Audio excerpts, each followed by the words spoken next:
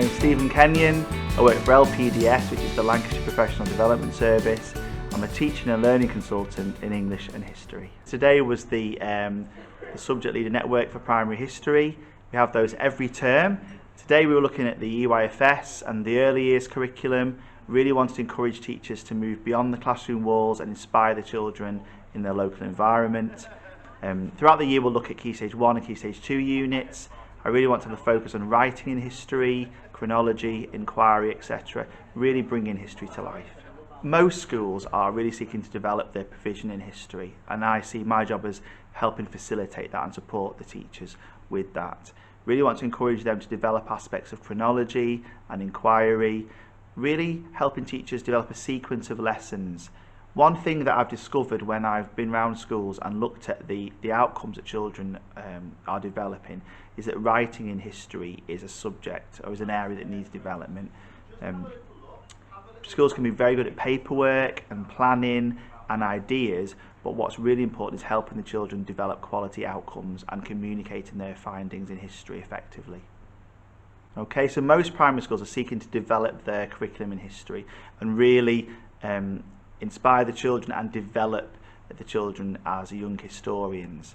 I'm running courses on inquiry and chronology, helping teachers to really sequence lessons and helping the children to produce better outcomes. So it's really important that children communicate their findings in history effectively through quality pieces of writing. It could be poetry, it could be through some kind of news report or video, but I really want to inspire teachers to help their pupils develop those ways of communicating their historical discoveries. It's really interesting today during the course because one of the teachers was sharing concerns that she doesn't know everything about every historical period in history. And one thing that we were discussing was the fact that it's important to learn alongside children, to be learners ourselves, to be curious ourselves, to be investigating things. So it's not so much important to know everything about history, but to value learning and to learn alongside the children, to provide opportunities to discover things together. We all can learn new things, none of us knows everything.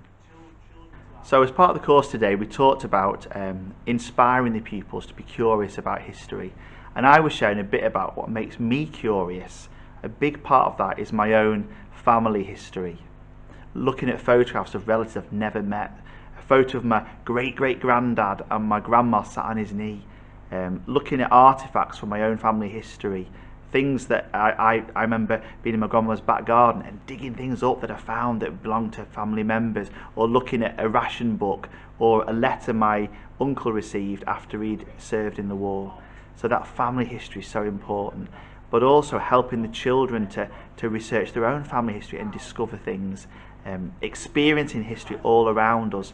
One of the most profound historical experiences I had was going to Eyam village in Derbyshire and experiencing that village as a plague village. The whole village was like a museum. It was just really fascinating finding out about people that had died in the plague and some of the sacrificial decisions they made. So yes, a visit, artifacts, hands-on history, family history, just so important. So one of the final things we always do on our history courses is get the delegates to think about their next steps, like an action plan. Following the course, how are things going to be different back in school? So today I've made a big effort to introduce people to organisations and resources and key documents that can help them back in school, whether it's the Heritage in Schools resources or the School Library Service, some of our own documents in Lancashire like the new EYFS document. So it's really important that the delegates have got organisations and individuals and documents to support them as they go back to school and deliver inspiring history.